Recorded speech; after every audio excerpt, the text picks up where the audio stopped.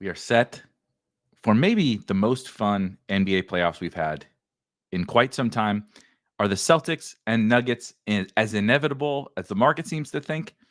I'm not quite so sure. And how do we put that all to the test in some NBA playoff best ball drafts here on Spike Week? We're going to hop in an underdog draft and a drafters draft and see if we can't find the winning team with maybe a couple hot takes about this year's playoffs. Let's do it.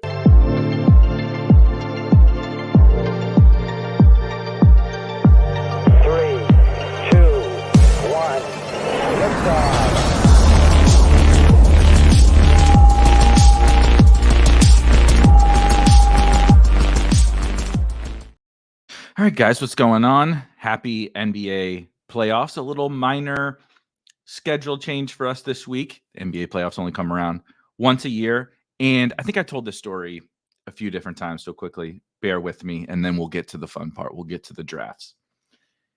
It's been about 4 years ago now, which is insane. But the reason why Spike Week exists, the reason why we do all of this content and everything here, best ball specific and best ball focused, is actually because of NBA playoff best ball. Underdog launched, many years ago. And what I thought was the first version of NBA playoff best ball, at least that we had seen in modern years. And I was just immediately fascinated by the playoff best ball format. Of course, we had some kinds of NFL versions, but when you start to dig into the NBA version of this game, it's fascinating because not only do we have, of course, the kind of combination between futures betting market, predicting the outcome of the NBA playoffs with fantasy and best ball, but that happens in the NFL, but it's one game, right? In the variance and the kind of chaos that can happen, right? A Juwan Jennings big game in the Super Bowl, a Gabe Davis 4-touchdown game in the playoffs can shake up so much in the NFL, whereas in the NBA, it's a little bit more of games played variance, which is really difficult to wrap your brain around. You can tell yourself, right, that DK Metcalf can have a big game and a loss in round one, and that can turn him into a good pick, right, to get my bye week teams through in the NFL. But in the NBA, everybody plays. There's no buys, and it's up to the variance gods of, do we run well?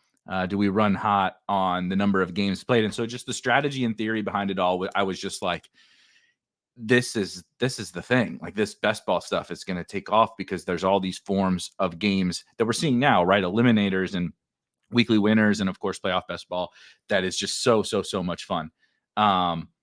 Really quickly, if you're hanging out with me here, thank you for joining. If you can hit that like button and subscribe if you are not subscribed, that would be absolutely amazing. That is your admission fee to our shows here. It's totally free except a couple of clicks of the mouse. I posted today in it's totally free NBA playoff best ball almanac on Spike Week.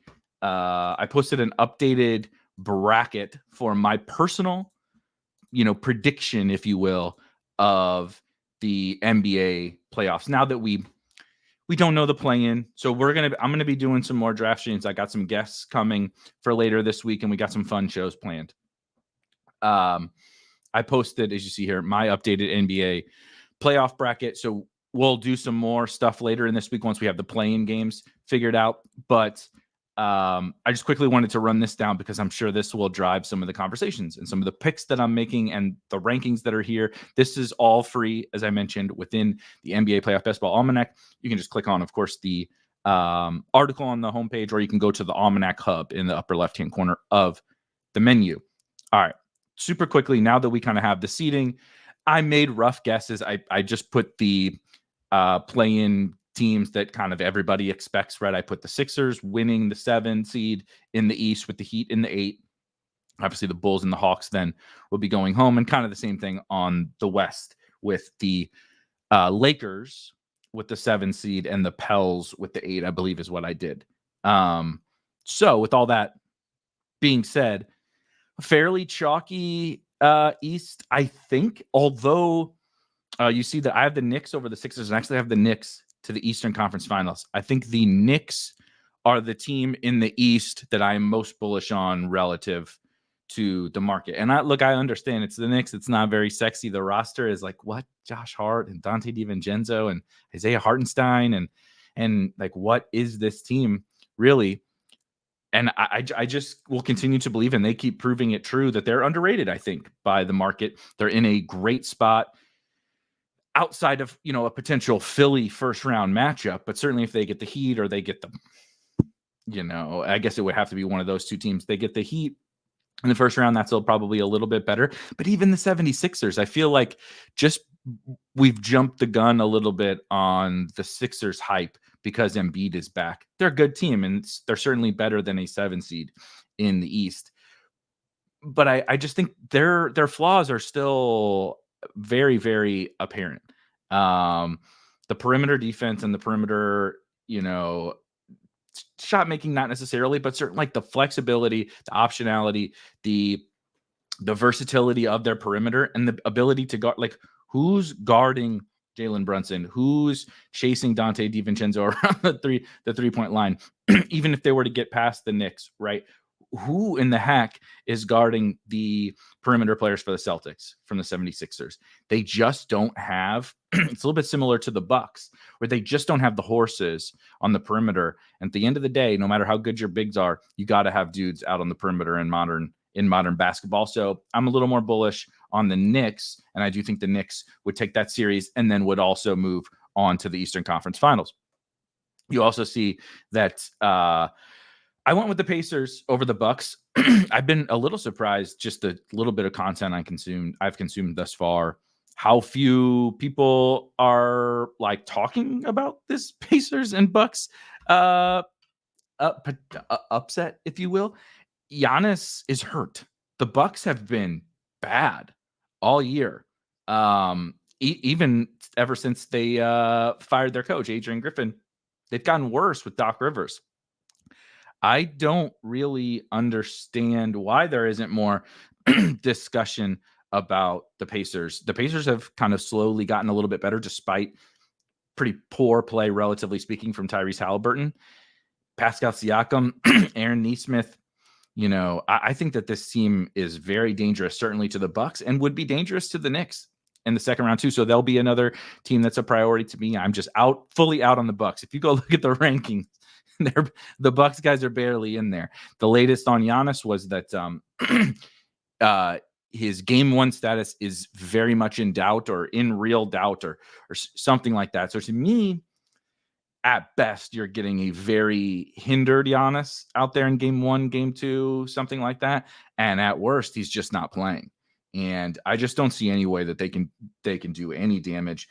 I'm not even sure how they win a game against the Pacers without Giannis, but we shall see. And then, of course, like everybody, I have the Celtics making it to the finals. But over the course of this week, we'll talk about tons of different permutations, because we all think the Celtics are going to make the finals, but we can't get that many Celtics in our drafts. How do we go about attacking the East? I think that's where a lot of this Knicks Pacers stuff comes for me, where, I love the Celtics, but it's going to be very difficult to win these tournaments loading up on Celtics early, I think.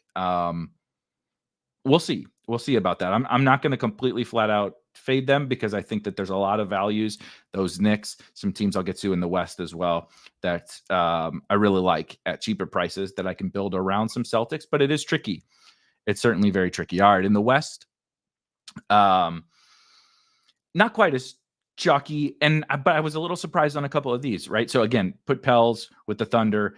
I am buying the Thunder, very much so buying the Thunder, but I just think that it's really high variance. They're not what we would call, they're not a Boston level 1 seed. It's more like there's all these teams in the West are dangerous, including the Pels. Brandon Ingram is back. We'll see how much that helps. Zion has been absolutely incredible. CJ McCollum has been absolutely incredible down the stretch. They got the depth and the wings, and Trey Murphy and Herb Jones, and Dyson Daniels and Jose Alvarado. I love Larry Nance as a little ability for them to play, more of a switchable, 5-out-ish offense rather than the big lumbering Joval. They're dangerous. I do think the Thunder would beat them, but I would really not be surprised if, let's say, it's the Pelicans and beat the Thunder. I would not be surprised if the Lakers beat the Thunder. I would be surprised if the Lakers beat the Nuggets. I just don't think that they have enough juice on offense. They've been proving me a little bit wrong here down the stretch, playing much better, but I'm not as into the Lakers. I think that the market is pretty into the Lakers. And right now, they're a pretty heavy favorite to play the Nuggets in the first round, which would be, to me, pretty much a death sentence for the Lakers. I guess where I'm sort of deviating from the market is of course, yeah, Mark, I see you. I'm definitely in on the Mavs. That's the biggest hot take of this whole bracket. But the Timberwolves beating the Suns is what apparently is like one of my hotter takes. The Suns are a favorite in the betting markets. So the Minnesota, despite being the 3 seed, is the underdog in this. I think that's a little bit of the old public. It's kind of like how the Cowboys are always going to be more heavily favored than they normally are. The Notre Dame and Kentucky basketball and all that kind of stuff are going to get a couple extra points. The markets, are driven by some of the more casual level content. They don't want to give away Suns plus money because everybody's going to be picking the Suns. And that doesn't mean it's wrong. Obviously, I understand the Suns have kind of owned, air quotes, owned Minnesota this year, 3-0 with some including just 2 in the last 2 weeks or whatever, fairly easy victories. One was at the very beginning of the season that I don't really care much about. One, I believe, was without Cat. And then just the game yesterday. I personally don't worry so much about that kind of stuff. Was it last year? I want to say it was last year. The Knicks owned the Celtics in the regular season. Was anybody stopping and saying like, oh, the Knicks own the Celtics because they beat them 3 times in the regular season? I can't remember if it was something like that, right? Meanwhile, I want to say the Celtics owned the Heat in the regular season last year, and and the Heat make the run to the finals. I think we like, because it sounds good and we can easily say this team beat this team. They beat this team 3 times and they beat them handily. So we find ourselves like latching on to that thing. I don't personally, and maybe that could easily make me very wrong, right, about this. It's Kevin Durant and Devin Booker and Bradley Beal. But my general take is Minnesota is better than the market is giving them credit for. I understand all the issues they've had in this matchup. They are the best defense in the NBA, and that's a big deal in the playoffs. They have the size and not just size, like they start the 2 centers, right? That's size, and Naz Reid off the bench. Anthony Edwards he's only like 6'4", but he's huge. Jaden McDaniels is huge. They got guys to throw at KD. They got guys to put on Devin Booker and Bradley Beal. I understand, again, the regular season stuff. I just am fully out on this Phoenix Suns team. I think that if they had drawn any other matchup, that there wouldn't be this much hype about them. If they were playing the Nuggets in the first round, even if they were playing, maybe if they were playing the Thunder, I guess. They're playing the Mavs, they're playing whatever. This team has been bad. This team is not what other than the 3-win thing over Minnesota. The Phoenix Suns have never turned it on like this super team is supposed to. They got healthy, and they've been healthy. They added Royce O'Neal. Grayson Allen has been the best 3-point shooter in the entire NBA. Not hyperbole. The best 3-point shooter in the entire NBA.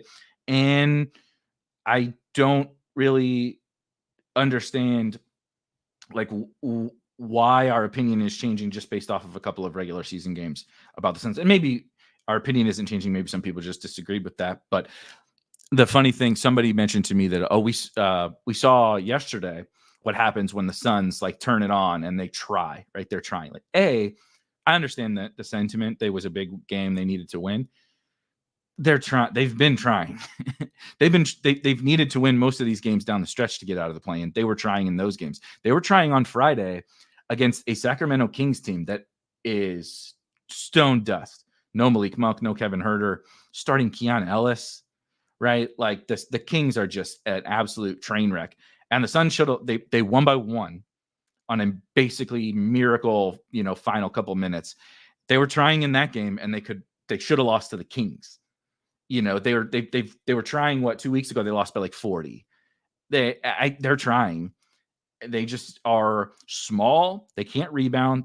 They turn the ball over, and they take a ton of tough 2-point jump shots, contested twos. They play a very inefficient game, right? They have less possessions than their opponent, and they take the worst analytical shots. They don't get to the rim a lot. They don't shoot a lot of threes. And so that's not really a great recipe for the playoffs against the best defense, even though they've had a nice run. So anyway, long tangent about Minnesota. I like them a little bit more. Clearly, the biggest hot take is I was talking about the Suns. Consigliere wants to know about the Mavs. The Mavs take, which is, of course, what I was going to get to, because I have Nuggets over Minnesota in the second round, the Mavericks over the Clippers in the first round. I was so pro Clippers. I call Lucy, Charlie Brown with the football. When they went on that insane run, I bought it. I was back in. Harden, Kawhi playing as great as he's played in a long time. They duped me, and now I'm back out. But also it's because of this matchup with the Mavs. This is the best team that the Mavs have ever had around Luka Doncic, and it's not particularly close. They've really put the pieces together here down the stretch. They also got, other than this Lively thing, the additions of PJ Washington and Daniel Gafford have been huge. Getting Maxi Kleba back to be able to play, if they want to play the 5 out, they want to play Maxi at the 5 and play more 5 out switch on defense, as opposed to having Gafford at the 5 and have to play drop coverage. That's a big deal in the playoffs. They have a versatile group of wings between Tim Hardaway Jr., more the offense and shooting threat, Dante Exum, who can do a little, he shot it okay this year, a little more kind of defense and versatility, secondary creation type stuff. We'll see if Josh Green, we'll see what they do with their rotation, but they're really, really versatile, man. And PJ Washington was a huge piece at the deadline. I think he's super underrated as a player. They gave up a lot, maybe too much, but I think he's a really good player and a big addition. Like that roster around Luka Doncic, with the shooting, spacing, and finally the ability to play a couple different ways successfully. I think they are awesome. Do I understand that the Nuggets, if you totally put a gun to my head and you said, who's going to win between Denver and Dallas, I would probably say Denver, but I'm trying to pick something here to gain an advantage. And I just generally think Dallas is thank you, Alex. Derek Jones Jr., another guy, right? Add him in to that mix. They got a bunch of dudes, man. They got 3-and-D guys. They got, the versatile bigs between PJ, Maxi, Gafford. We'll see what's up with Lively. And then, of course, the big two, the second best offensive player in the world, maybe the Luka and, versus Jokic. And then they got Kyrie. You got Jamal on the other side. I just think they got the horses to give them to take it to Denver. And what I wrote here, I won't bore you with any more, then we can hop into some drafts. What I wrote was essentially, this is when I think we could see that basically the loss of Bruce Brown. I'm not so worried about Jeff Green, but the loss of Bruce Brown. And people always think about the loss of Bruce Brown because now Christian Brown and Peyton Watson have to play more, and they're going to be in the playoff rotation. That's certain. That's a factor. What to me is the trickle down effect to there's also an increased load on Michael Porter Jr. He was the guy when Bruce Brown was closing games. MPJ was not, because MPJ can at times be a little bit of a defensive liability. He's gotten better and all that kind of stuff, but he's not exactly like a shutdown on ball perimeter defender. So now you put more load on Michael Porter Jr.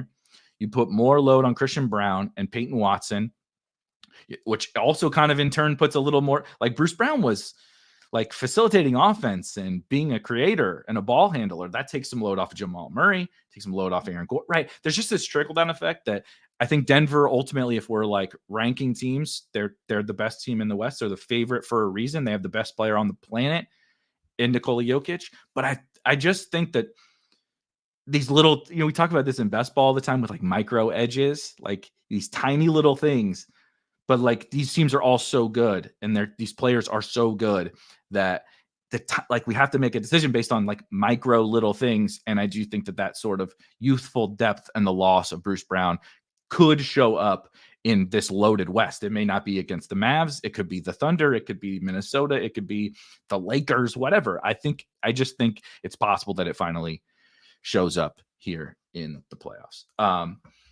Just quickly, if you want to use our rankings, again, go to the website, go to the Almanac Hub, and you can click here on the rankings. We have them for both drafters and for Underdog here in the drop down. There's also a change log. So anytime something changes, you see a huge leap for Miles Turner. Once they got a big bump for, I had to do some housekeeping from all the LaMelo and Gillespie and Ja showing up in I think the drafters rankings. Yeah. But big leap for the Pacers.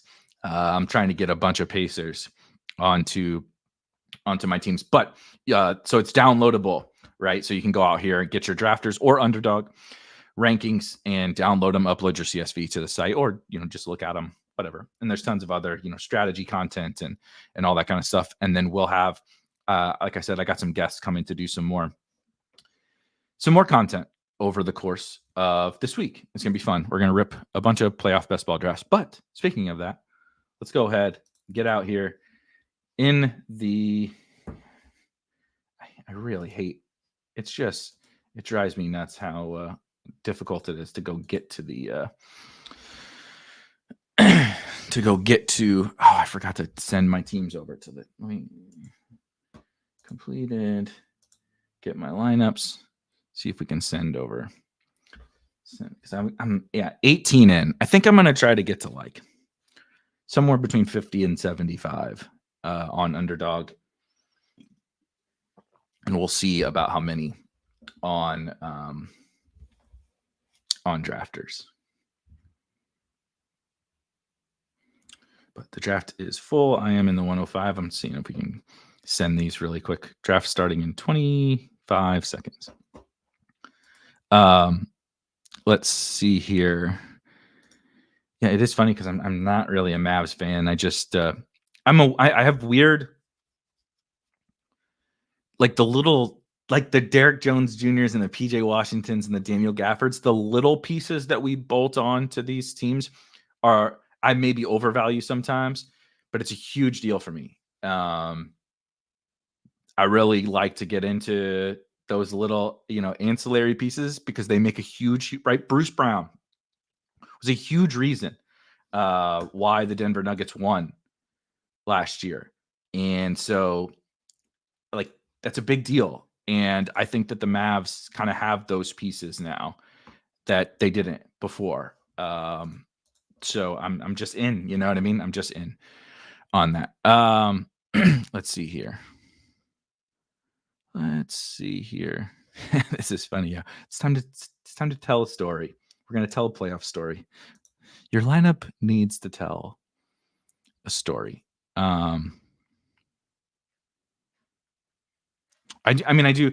I like the Mavs, but if you told me, like, I think Mavs Clips as like a coin flip. I just personally prefer the Mavs. If you told me the Clippers won and the Clippers went and gave Denver, went to the conference finals, gave Denver a series, like, would I be so? Absolutely not. The Clippers were my highest owned team, like when I first started drafting a couple months ago. All right. We are on the clock at the 105. I hate the 105 because all of the top four are gone, and then you're left with this Boston stuff.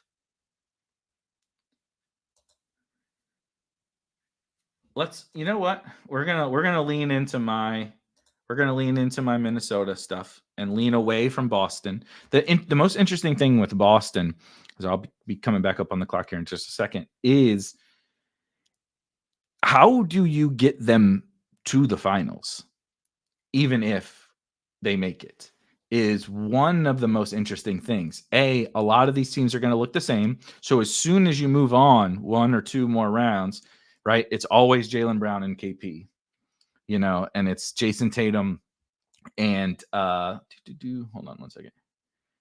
Where did my guy? We're just going to go ahead and scoop Brunson now. He's risen. up in ADP. I remember getting Brunson in the 20s for such a long time, and so this kind of sucks. But such is the unfortunate part of playoff best ball. ADPs move when things start to get figured out. But how the heck you get Celtics teams, certainly Celtics Nuggets teams, through multiple rounds, if they're going to dominate, right? And let's say they play the Heat and we sweep the Heat, or even go to 5 games, and then we play the Cavs or the Magic, we sweep them. And even if you make the Eastern Conference Finals, all right, Philly or the Knicks or something like that. Like this tournament is going to be fascinating to see how it plays out, because of even if the inevitable happens and the Celtics make it, how the hell do you get your Celtics team there? Because you could probably get your Celtics team through round 1, right? You only got it on Underdog here. You got to finish in the top 2 out of 6 to advance to the next round. To advance to the next round. All right, we can fit right. Let's get our Pacers. Let's get Lakers, Pelicans, whatever. Some of these playing teams. Let's get Maxey on there. Let's get some of those guys. Let's get Paolo. Whatever. You could figure that out. But like, what about the next round? Like, that's when it gets really tough. It's like, okay, we make it to the next round, but I used Paolo to help get my Celtics through, and they sweep, and either the Magic lose, so now I don't have Paolo anymore, or the Magic do beat the Cavs, but then the Celtics sweep the Magic. And then it's like, oh, well, half my roster just only got 4 games played. All my opponents are getting a bunch more games played. It's going to be super duper fascinating to see how that all plays out. This is funny. Mike says, can you confirm or deny the accusation that you and Ben Gretsch are the same person? We are not, but I understand why you are saying that. That's pretty funny, though. So I do all this waxing poetic about, and you see 50% Kawhi here. That's come down. You'll see.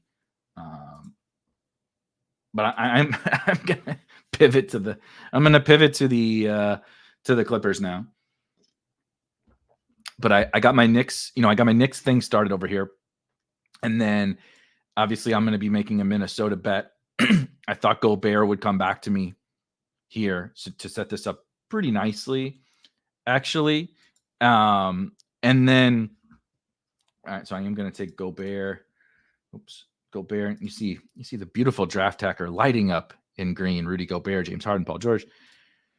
But I took Kawhi. Clippers are starting to fall in these drafts, rightfully so. I pushed them down in rankings as well. But I don't want to, I'm not going to only, the bracket is kind of to flesh through your thoughts and think about these different scenarios and get the things you're most confident in, and then see, right, so I'm really confident in the Knicks. I'm confident in Minnesota more so than maybe my opponents are. So those can be the spots where I can really attack in drafts. But it also doesn't mean, I'm confident in the Mavericks, but so is the market. Luka goes 3rd or 4th. Kyrie's, kind of expensive. And so the Clippers are falling. I'm not going to forego the Clippers in these drafts, even though I expect the Mavericks to win. And I like the Mavericks. Yeah, we talked about Terrence. Thank you. Welcome back, Terrence. We missed you. I talked about it earlier in, I don't know, 10 minutes in or something like that. I talked way too long about Phoenix and Minnesota, but I have bet Minnesota. I'm fading the Suns here in the playoffs. I definitely understand somebody that says they own, Phoenix owns Minnesota and they are going to continue this dominance that they had over the regular season, but that's just not kind of how I handle my process of evaluation. I think Minnesota is going to show up here. Let's see. This is a great question. Why Dad says, do you think the Lakers lose on purpose tomorrow to play OKC? It's a no-brainer if I was them, because they aren't beating Denver. You may as well take your chance in the second game to play a yet very young team. So the sports bros would tell me I'm an idiot. You don't get it. You don't ever want to put yourself at the chance of not making it, and being the 8. I would rest LeBron. So what I would do is I would rest LeBron and AD in the opener of the playing game, which is technically not, losing on purpose. If you win, you win with D'Lo and Reeves and Rui and such. We're back on the clock. Let me look at this really quickly. So I have Kawhi. I think I'm going to take PG first because Minnesota doesn't have. I could use the wings. Obviously, I have Kawhi, but Minnesota, doesn't really. Jaden McDaniels is not really a fantasy relevant wing. The Knicks have OG, who's okay, and I take a lot of, but who's okay. So I'm either going to get Cat or Harden back here, but I think I prefer PG, which I think I might need to adjust in my rankings. But also, it's a little bit specific, right? It depends what you need from a team need perspective. James Harden versus Paul George, and I don't worry too much about the positions in the playoff draft, but you do have there's a little bit of nuance to that. But anyway, I would, if it were me, and there goes Harden. So now we're going to take Cat, and that kind of works out anyway. So pretty fun little start there. If you like fun start, if you like these teams, if you think they're all gonna, if you think Sixers, Suns, and Mavs are gonna win, you certainly are not in love with this team. But from a structural perspective, I guess it's pretty good. But I genuinely believe if I were the Lakers, I don't think they have a chance against Denver. I think that their best chance is kicking the Denver can down the road as far as you can and hoping someone else knocks them off, right? Hoping some injury luck plays out in your way. I just don't think they have a shot against Denver. That's a little bit of a defeatist attitude. I get it. You're putting yourself at risk in the 8 seed game, the second playing game of not even making it. But you're putting yourself at risk if you play Denver and not OKC. Getting on the because it's not just playing OKC, it's also getting on the opposite side of the bracket of Denver. That's what I would do. I really would. I don't think that they will. These guys are too competitive. It's a really bad look. There's no way that you'll ever be able to, convince LeBron James to throw a theoretical playoff game, play in, not technically the playoffs, but close enough. You'll never be able to get those guys to do it, and they will get eviscerated by the media if they were to do it. So they'll never, ever, ever do it. But I would. Got to play for your best chance to win. Right? The Cavs thought their best chance was to face Orlando in the first round and not one of the other teams. So they made it happen.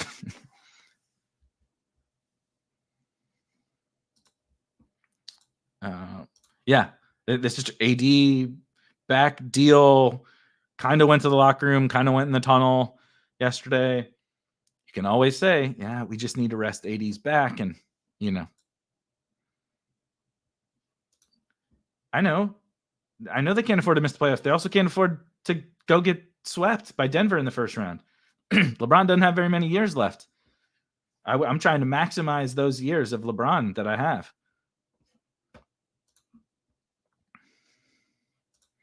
Right. They can still get in the playoffs. If you can't beat the Kings or the Warriors. So here, this is the other part. If you can't beat the Kings or the Warriors in a game, what makes you think you're going to do anything in the playoffs? They're going to like that's also counter. Like you can't really have it both ways. You know what I mean? We're saying that you play, to win. You played. Okay, we are back on the clock. I should have really planned a little bit better here. All right, I am going to go with Josh Hart though. That's my guy.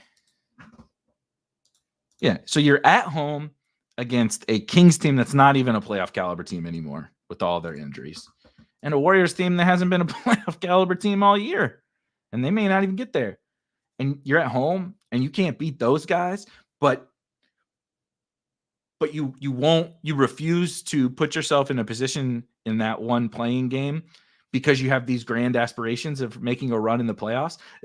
You can't have both. You know what I mean? That's kind of where my head is at. I totally understand. Like, trust me, I understand. I played sports. I coached sports. I grew up around sports. This is why we're here. But I just think that some of these things are, like, from a math perspective, people don't want to give any credence to them. 1 second. Okay, if I'm doing Knicks, I gotta have probably go Zoo. 1 second. Zoo.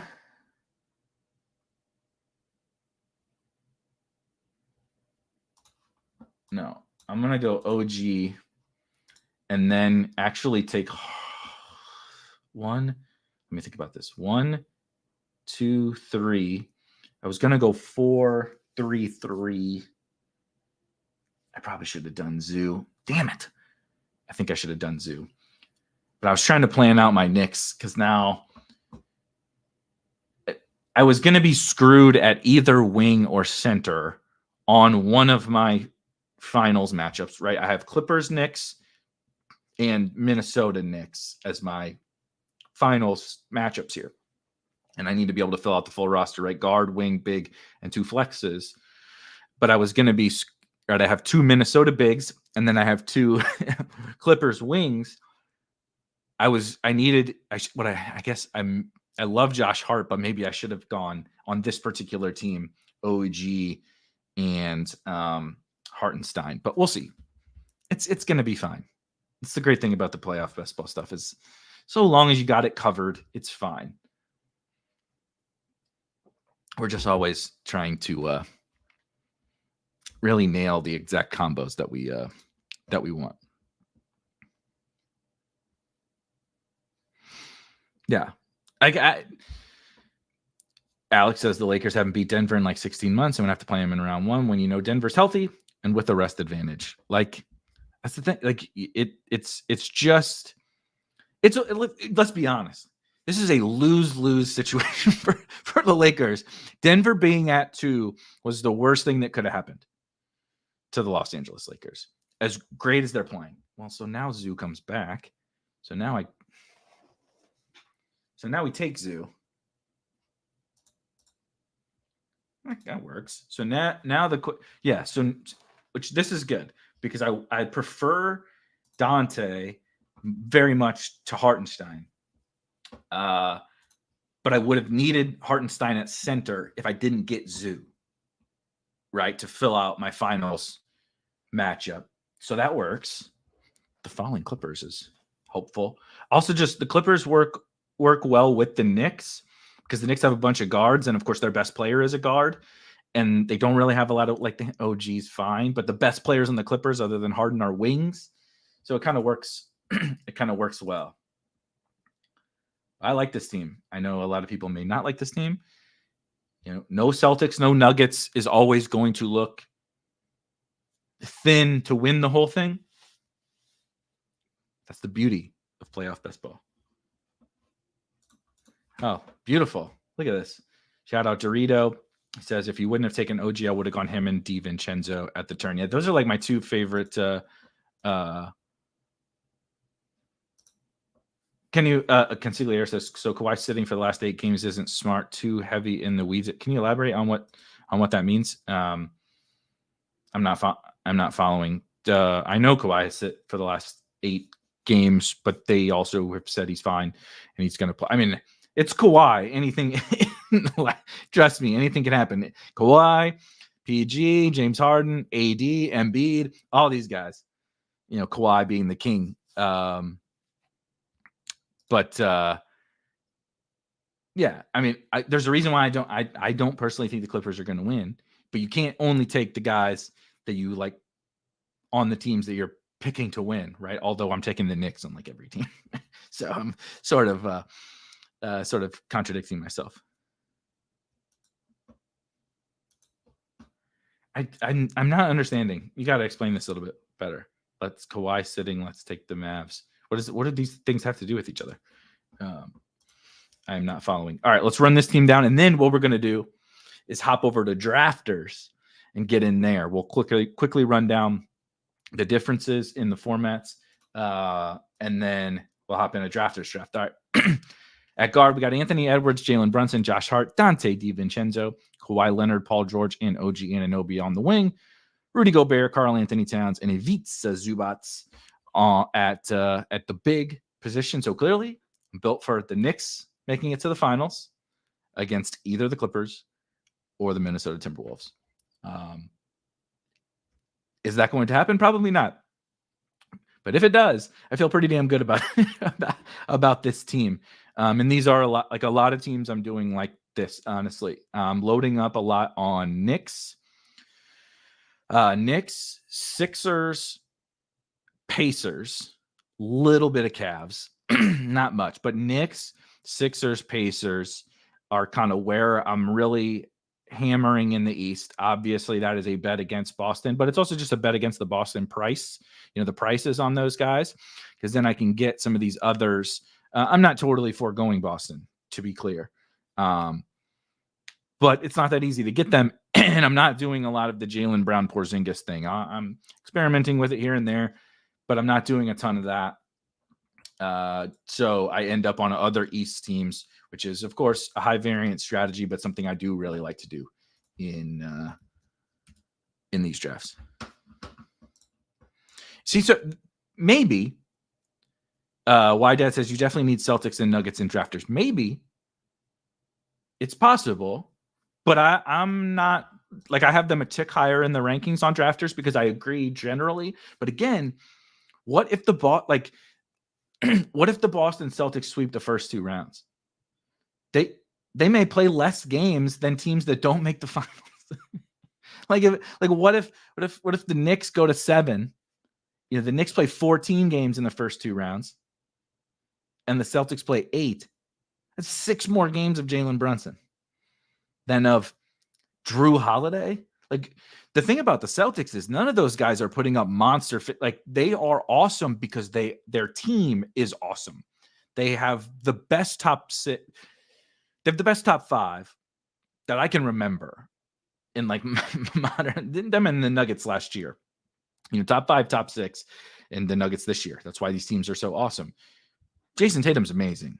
Jaylen Brown's great. Kristaps Porzingis is very good. And Derek White's like one. And Drew Holiday, frankly, both of them are 2 of my favorite players in the entire NBA. Super underrated as real-life basketball players. From a fantasy perspective, none of these guys are like doing what Luka and Jokic and Shea, quite frankly, Embiid, they don't hold a candle to what those guys do for fantasy. So it's a really interesting dynamic around how, like, they have to lose some games. And then every time you lose a game, you become more at risk of losing the series. And that is the fun of this format, but it is kind of a mind fuck. You know what I mean? You're like, if I take the Celtics because I expect them to make the finals and maybe win the whole thing. We don't really care who wins it, right? You just need to get there for this game, this format. But, like, I want you to get there, but you need to stumble a few times along the way because it's a kind of spread out production and other teams are not. The Knicks, the damn starters on the Knicks may never leave the floor during their whole playoff run. Dante DiVincenzo played 53 minutes. 53. That's insane. These guys are, like, not leaving the floor. And so they're putting up, like, Dante DiVincenzo may outscore every game, may outscore Jaylen Brown. Now, are they going to make the finals? I don't know. They may not make it out of the first round if they play Philly or Miami, technically. But, like, this balancing act is crazy. And I'm personally leaning more into lighter Celtics. Now, if I get the 101, I'm taking Jokic. Point blank, period. But I'm being lighter on the Celtics because there's a lot of ways that they can fail, even if the team doesn't fail in the playoffs. And so that's what's making it really, and they're so expensive, right? So at all these prices, Tatum is pretty appropriately priced. Jalen and KP are pretty close to appropriately priced. But Drew, Derek White, Al Horford, I mean, Peyton Pritchard's getting drafted in these things. He may not be in the playoff rotation. He'll probably be in the playoff rotation. But, like, 6 minutes a night or 8 minutes a night of Peyton Pritchard, he's getting drafted in these, which don't draft Peyton Pritchard. But you get the point. It's super, super interesting. Yeah, Whitehead. I just think being cumulative scoring, you need at least a couple players from the finals. Even if you have the nuts elsewhere, you'll see all your winnings disappear in the finals. Yeah, but you can have finals players from the West. You know what I mean? Like, is Drew is a few games, like, Drew is probably not going to make it into your starting lineup for 3 rounds. So let's say you attach on Drew and Al Horford. are they ever going to score enough? Like, they may not reach the amount of points that, again, using Brunson or certainly Embiid, right? Gobert, Kawhi, Kyrie, they may not reach, those guys may outscore Drew in 2 series. The Clippers could only win 1 series, and Kawhi might outscore Drew for like his whole playoff run. Because Drew may not play that many games, and he doesn't score that many fantasy points when he does play, right? Al Horford is the best example. So let's say you get a 5-game series in both of the first 2 rounds, and then a 6-game series for Al Horford for the first 3 rounds. So 16 games. What is our expectation for points per game from Al Horford? 15 fantasy points in 16 games. Like, again, Dante DiVincenzo is scoring 40 fantasy points in every. That's all in one game. He's scoring 3 games worth of Al Horford, and so it's a lot tougher for these guys. So like, it's easy to say you need Celtics. It's like, yeah, but like, what Celtics? Tatum, Jaylen Brown, Kristaps Porzingis are all first-round picks. So once we get beyond there, it's like it's easy to just say you need Celtics because they're going to make the finals, but they're all in the first round. And so, what if Luka? What if Luka is the guy you need in the first round? What if SGA is the guy you need in the first round? Of course, Jokic, right? What if Anthony Edwards is the guy that you need in the first round? So it's pretty fascinating. I definitely think you should be really thinking about the Celtics, because it is the mental gymnastics you have to do to figure out how you want to attack the Celtics is pretty crazy. As you hear us, I don't even disagree with anything about, I want to have some Celtics, but it's a tougher bet than it probably seems like at face value, I think. Particularly here on Drafters, really quickly before I hop into this draft. As you guys all probably know, you've probably been if you're hanging out with us here, you've probably seen me draft on Drafters. Their NBA playoff best ball format is the same as all of their other formats. It is cumulative scoring. They, you draft a team, right? So there's going to be just like we just had a draft on Underdog. But once the draft is over, the people that you drafted against no longer matter. You are competing against, you see here at the top, 5,000, we'll call it 5,000 teams, 5,004 teams, so 5,003. You have to finish first out of 5,000 teams, total points throughout the entire playoffs, right? So the more games the guy plays, you make it to the finals, to the thing we were talking about with the Celtics, the more opportunities you get to score points. But we don't want to just target the teams that make the finals, because there's the finals are not more heavily weighted from a payout perspective like they are on Underdog. Or Underdog, it's like, I just got to advance. And then if I can make it to the finals and field the team, we're live to win. It's not that way on Drafters, right? Again, I keep using the Knicks just because it's top of mind, and their damn starters play the whole goddamn game because Tibbs is a madman. Like, these guys, again, the Dante DiVincenzos and Jalen Brunsons, these guys have a significant amount of value on here, even if they don't make it to the finals. They have value on Underdog too, but ultimately, you just need to have half your team you need to ideally make the finals. So that makes things a little bit more cut and dry just from like how you put the puzzle pieces together. On Drafters, I don't think there's anything that's cut and dry at all about how you put the puzzle pieces together. So let's go ahead and try to do that. Let's try to put those puzzle pieces. Looks like 3 more. Yeah, 3 more if you guys are watching. If you've not signed up yet for Drafters, hey, quick shouts to them. Huge NFL contest coming here pretty soon. The Drafters NFL Best Ball Championship, and you can get a 100% deposit bonus using promo code SPIKE. There's also a link, referral link you can use in the description of this video. But some awesome and huge contests. Shout out to Dorito in the chat, and shout out to our good friend Updog, who is in the Discord. Also a link to the Discord in the description. Those two good folks absolutely dominated the NFL Best Ball Championship last year, taking first and second on drafters. And I'm just, I don't want to be too arrogant, but we run it on drafters. I think the sickos seem to keep, and Updog is in here, and Dorito is in here, and Melch. This is all you, me and all the sharps in here. So maybe we'll stay out of each other's way. The sickos been having a lot of success on old drafters.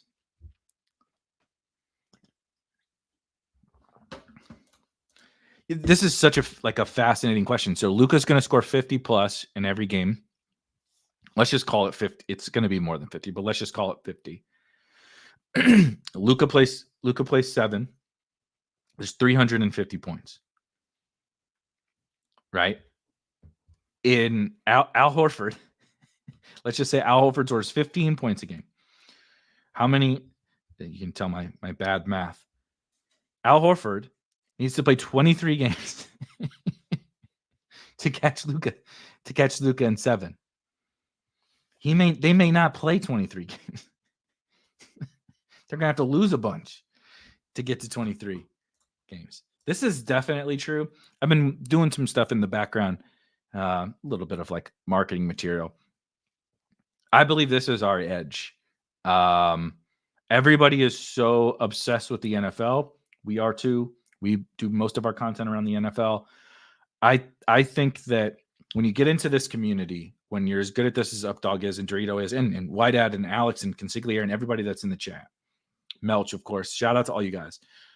When you kind of take these games, you're playing these games, they're centered around the sport, but it's a strategy game and a game theory game. And I think that's what we do so well around here. And all you guys are so good at it.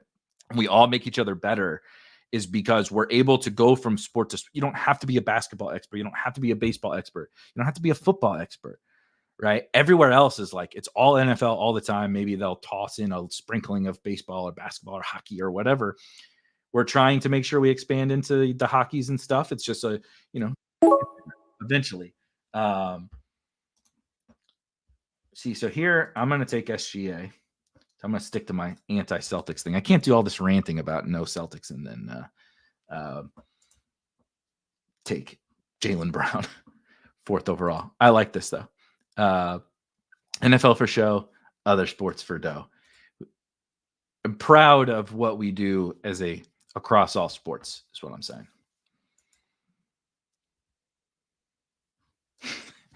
Let's not put this out there. I'm an animal lover, okay, Mike? I'm an animal lover. but probably. And although he'll go full John Wick. So if you go mess, can you imagine which earth run Nikola Jokic would go on if you went and did something to his horses? Nikola Jokic as John Wick would be legendary. Nobody's stopping the John Wick Nikola Jokic version. Now we're going to go Ant. They're on the opposite side of the bracket there, so we're going to get me a little. When you know that you like some of these cheaper East teams, you can have a little bit of fun at the top in the West. Other nice thing about Thunder and Minnesota is their pieces are kind of spread out throughout the board. And you get these 2 first/second round guys, and then a little bit late, right? They kind of align because people are stacking their teams. Then you get Chet in a little bit, and then you get Jalen Williams in a little bit, and you get Gobert in a little bit, and you get Cat in a little bit, right? And then you get cheap Dort and cheap Giddey and cheap Conley and cheap. It kind of all works itself out. I do need to. Excuse me. So there's Chet. Let me see. Yeah, we're going to do Chet.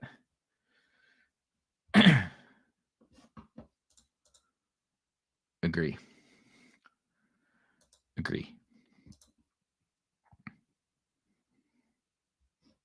Yeah. I would not. Have you seen Jokic's brothers? I would. No, I'm out. I'm not interested in stepping on any of those toes or messing with any of their animals. No, sir. That sounds awful. All right, I do need to start. So we got Gobert, Jalen Williams. So the forward spots are going to be the I really need to think about. Oh man, I just realized I'm not going to get my Knicks, huh? This goddamn. I need to see the queue a little bit better. Okay. I did not think this through. I mean, I got to take Gobert because if I'm going to start this Thunder and Minnesota thing, you can't not take Gobert. I don't think, but I have to think about how the hell I'm going to figure out my.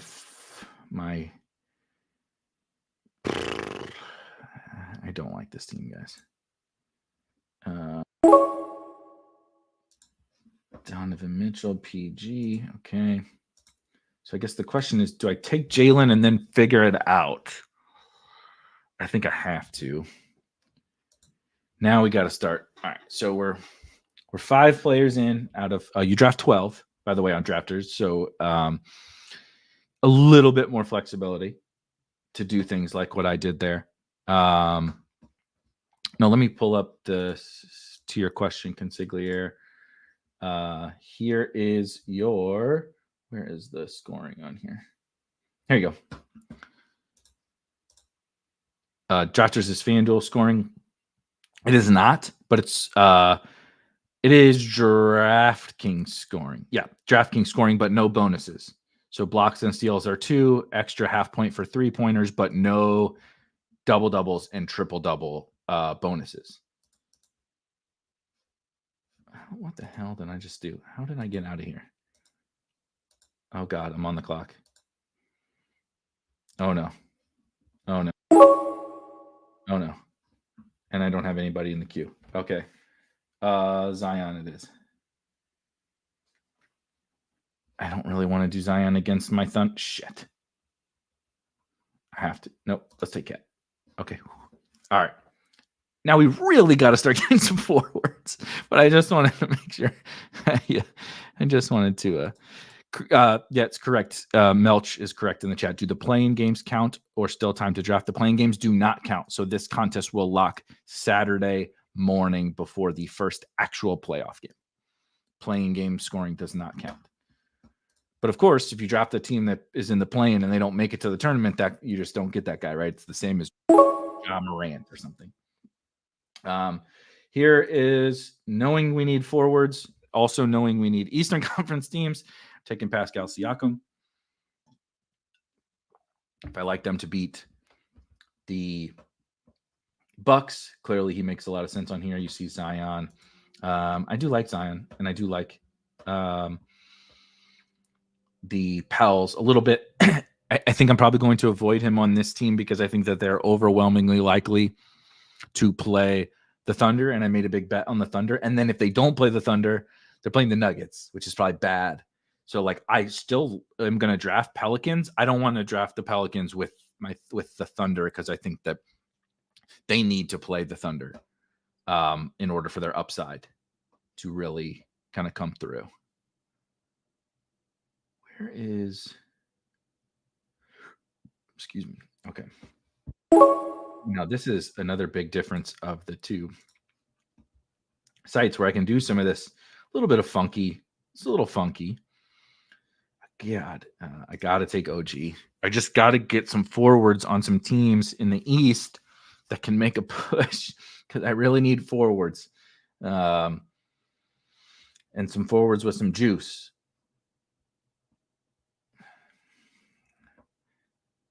LeBron probably does make sense on this team, but I don't want to take him.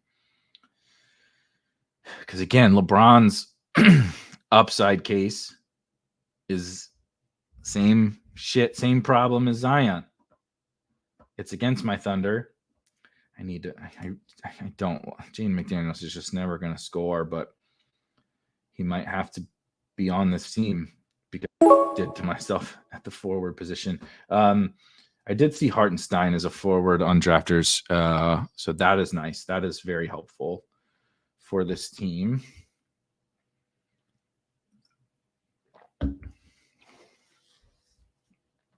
Clearly, loaded up on Minnesota and OKC. I think I just probably got to deal with those 3 forwards, if I'm being totally honest. Theoretically, though, let me see here. I could maybe add. Is Neesmith at forward? No, is he a guard on here? Jesus, sorry, just hit my mic. A little too angry about Aaron Neesmith. Probably need to get my life together if that's happening. The positive is that theoretically, Knicks win, Pacers win. I'm then going to get the one of OG and Hartenstein or Pascal into the conference finals as well. So I think now it's really just got to be like best player available. I might take Jaden Daniels, but I'm going to take Josh Hart first. I think I'm just going to load up some Knicks again, probably. Again, I'm trying to think if or how much Jaden McDaniels can even help this team.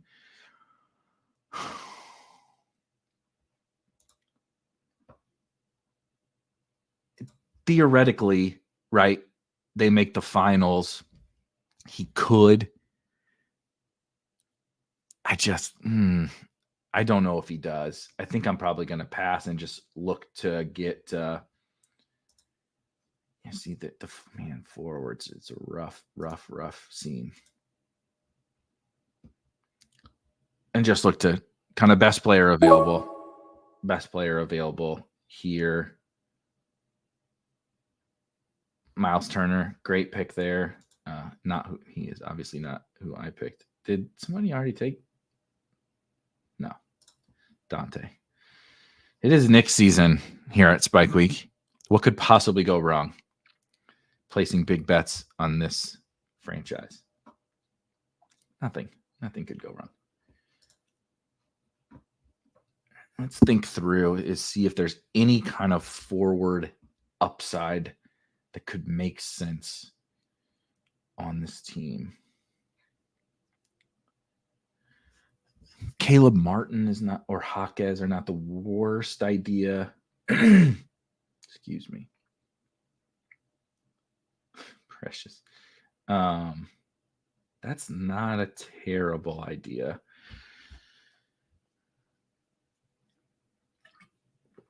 We saw what Caleb Martin did in last year's playoffs. Different team coming off the bench. Don't love it. And of course, they would play the Celtics in the first round, but that would be an option. Not a great one, but it's an option. I think the best option is probably, again, best player available and hoping just to get, an 1 round worth of Evan Mobley spike, I think is what we need to do here. Because there's just not much going on. So that's what we're going to do. Clearly, it's unlikely that Evan Mobley, but you just never know, right? OKC wins in 4 or 5. Minnesota wins in 4 or 5.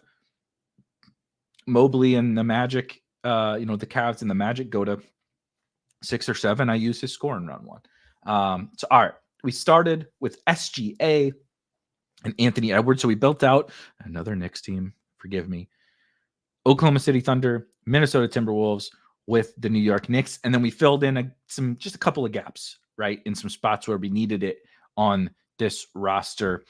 Chet Holmgren, Rudy Gobert, Karl Anthony Towns, Evan Mobley, Shai Gilgeous-Alexander, Anthony Edwards, Jalen Williams, Jalen Williams, Josh Hart, Dante DiVincenzo, Pascal Siakam, OG Anunoby, and Isaiah Hartenstein.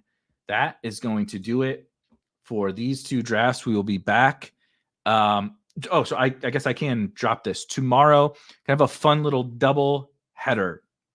I am going to go over onto the club on Peter Overzet's channel and join those guys and draft a couple of NBA playoff best ball teams and talk some strategy. And then Pete is going to come over here onto our channel and join me. And he and I will draft a couple of teams about 45 minutes apiece on each channel. So be on the lookout for that. And then a couple other shows will be coming later this week around some more NBA stuff. And we'll get the playing games coming in. We'll get more news. We'll learn a lot more about everything as the course of the week goes. Maybe change some rankings, change some different draft strategies, and hopefully build the winning team. But everybody have a wonderful Monday evening. Enjoy baseball or whatever it is that you're enjoying here on this Monday night, the eve of the NBA play-in and soon to be playoff best ball season here at Spike Week. That's the show. See you guys next time. Peace.